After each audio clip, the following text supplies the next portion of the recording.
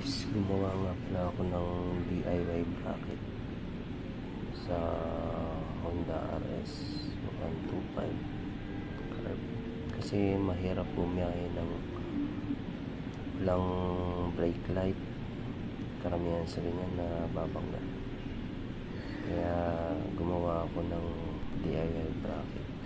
Kakabit ko stock brake light lang yan, naka disc brake kasi ang aking Honda RS 125.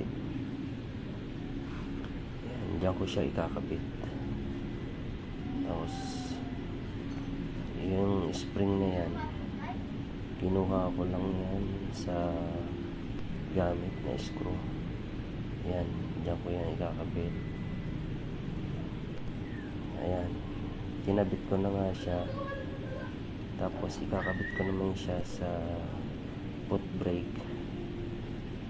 Yan, nakatornilyo lang yan guys. 5mm ang gamit ko dyan na allen. Yan, naikabit ko na siya guys. Tapos ayan, testingin na natin kung gumagana. Ayan, gumagana na siya guys.